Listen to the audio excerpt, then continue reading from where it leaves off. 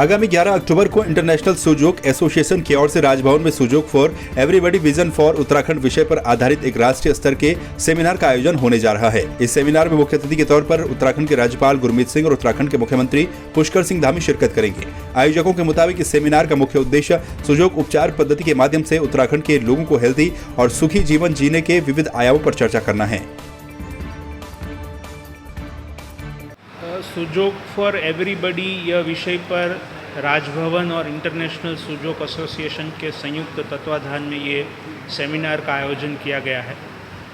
Sujok therapy एक वैकल्पिक चिकित्सा पद्धति है और ये चिकित्सा पद्धति के माध्यम से केवल हाथ और पाँव के पंजों के ऊपर निदान एवं उपचार करके सामान्य से लेकर असाध्य बीमारियों का इलाज हो सकता है। और इंटरनेशनल सुजोक एसोसिएशन का उत्तराखंड चैप्टर हमारी यहाँ की अध्यक्षा के मार्गदर्शन के नीचे कार्य कर रहा है और पहली बार ये राजभवन के अंदर सुजोक थेरापी के ऊपर एक सेमिनार होने जा रहा है, जहाँ पर सुजोक थेरापी क्या है, इनके वैज्ञानिक परिमाण क्या है और इनके माध्यम से जन जन को किस प्रकार से फ़ायदा मिल सकता है, उत्तराखंड के लोगों के स्वास्थ्य को कैसे हम आगे अच्छा बना सकते हैं और यहाँ के युवाओं को रोजगार कैसे दे सकते हैं, यह सारे विषयों के ऊपर हम चर्चा करने वाले हैं।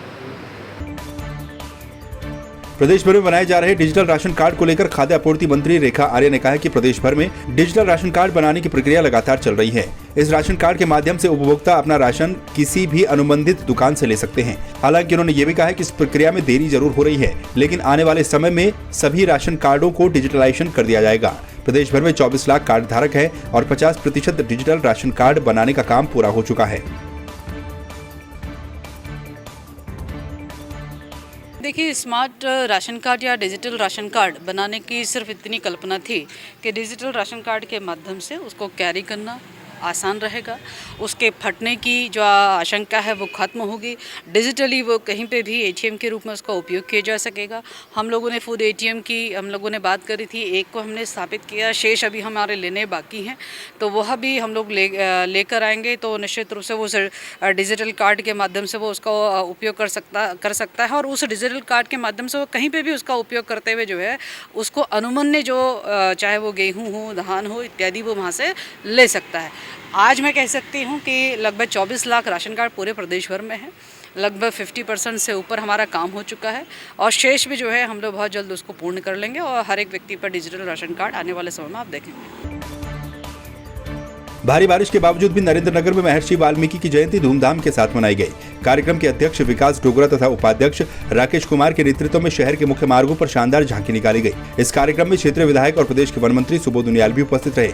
बाजार के मुख्य मार्गों से होते हुए झांकी महर्षि वाल्मीकि मंदिर परिसर पहुंची, जहां पर सभा का आयोजन भी किया गया। इस मौके पर वन मंत्री सुबोध उनियाल ने वाल्मीकि बस्ती में सामुदायिक केंद्र के निर्माण के लिए विधायक निधि से 10 लाख रुपए देने की घोषणा भी की। हमारे वाल्मीकि समाज के जो उत्साही नौजवान हैं लगातार अब वो शिक्षित हो गए और शिक्षित होने के कारण लगातार उन्होंने वाल्मीकि जयंती को मनाने के तरीके में काफ़ी इजाफा किया और काफ़ी भव्य रूप से आज इसका आयोजन किया गया।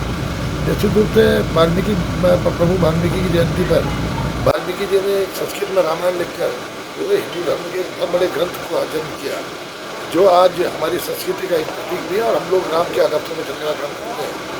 वाल्मीकि जयंती समारोह वाल्मीकि समाज द्वारा बनाया जा रहा है।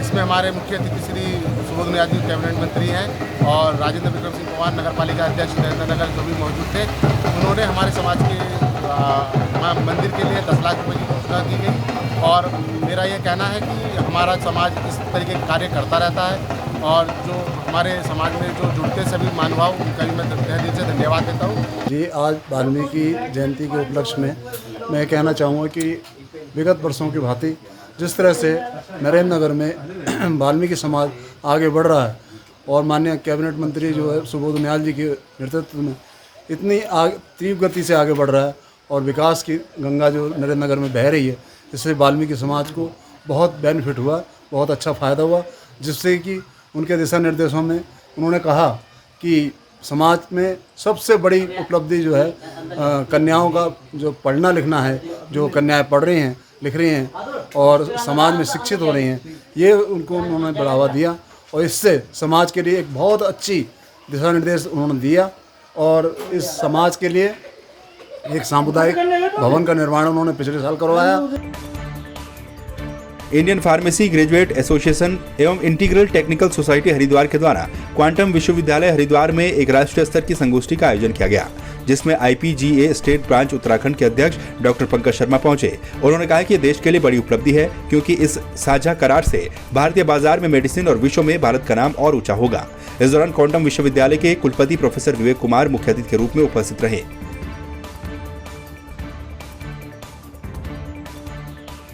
मेडिसिन है और मॉडर्न मेडिसिन है, उसके बीच का एक थीम है जो हम आगे लेके जाना चाहते हैं। ट्रेडिशनल एंड मॉडर्न जो जिसमें वो मेडिसिन सिस्टम है, वो दोनों का कंबाइंड वो है, क्या इफेक्ट रहते हैं traditional medicine and modern medicine. ये भी फार्मास्यूटिकल इंडस्ट्री है, इंडिया जो है एक हब बन रहा है फार्मास्यूटिकल इंडस्ट्री का, तो उसमें हमारा जो योगदान जितना भी बेहतर हो सकता है।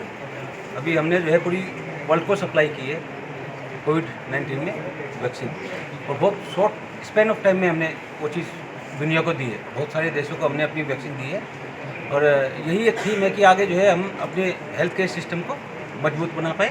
भारत सरकार का जो फार्मेसी विजन 2020 है और नई शिक्षा नीति है, इसमें जो बेसिक फंडामेंटल्स हैं वो हैं कोलैबोरेशंस।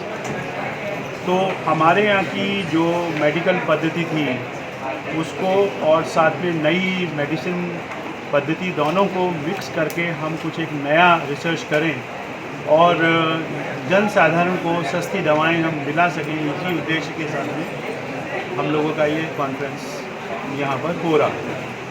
जो हमारा कॉन्फ्रेंस का बेसिकली पर्पज़ ये है कि हमारी जो ट्रेडिशनल पद्धतियाँ रही हैं, चाहे आयुर्वेद हो, चाहे योग हो या नेचुरोपैथी है, उसके साथ साथ जो हमारे आज डेवलपमेंट हुए हैं उनको मिला जुला के किस तरह से समन्वय किया जाए, जिससे कि जो समाज में है ज़्यादा से ज़्यादा लोगों तक फायदा हो।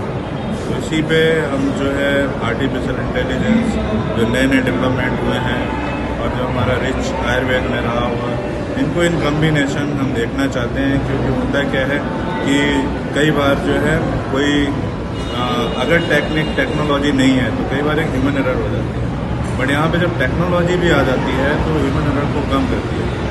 स्किल सेट भी है, हमारे पास टेक्नोलॉजी है, दोनों मिलके जब हम किसी थेरेपी की बात करते हैं तो उससे कम खर्चे में बहुत ज़्यादा बेनिफिट लोगों तक पहुँचता है। उत्तराखंड पर्यटन विकास बोर्ड और भारतीय पर्वतारोहण संस्थान के बैनर तले 18 सदस्यीय दल ने बागेश्वर जिले के पिंडर घाटी में स्थित 5,922 मीटर की ऊंचाई पर बलजूरी चोटी को फतह किया है। विपरीत मौसम के बावजूद भी युवाओं का दल चोटी फतह करने में कामयाब रहा। दल में बागेश्वर समेत 5 जिलों के पर्वतारोही शामिल थे। 16 सितंबर को पर्यटन मंत्री सतपाल महाराज ने देहरादून से दल को रवाना किया था। दल के लीडर ध्रुव जोशी ने बताया कि बागेश्वर से दूर द्वाली फुरकिया की ट्रैकिंग के बाद दल ने 3,580 मीटर की ऊंचाई पर पिनारी उडियार में बेस कैंप स्थापित किया था। अगले चरण में 4,750 मीटर की ऊंचाई पर एडवांस बेस कैंप स्थापित किया गया।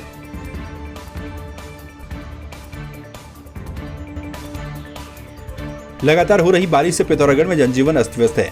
आपदा विभाग के अनुसार जिले भर में 21 सड़कें बंद रहीं। आपदा प्रबंधन अधिकारी भूपेंद्र महर ने जानकारी देते हुए बताया कि बंद सड़कों में से 6 बॉर्डर मार्ग, 1 NH, 1 SH और 13 ग्रामीण मार्ग शामिल हैं। लगातार सड़कों को खोलने का काम जारी है। पिथौरागढ़ जिले में लगातार हो रही बारिश के चलते नदियां उफान पर हैं। जिले में बहने वाली काली, गोरी, सरयू नदी सहित अन्य नदियों का जलस्तर भी वार्निंग लेवल पर है, जिसके चलते जिला प्रशासन के द्वारा आम जनमानस को चेतावनी जारी करते हुए भारी बारिश के दौरान नदी किनारे न जाने की अपील की गई।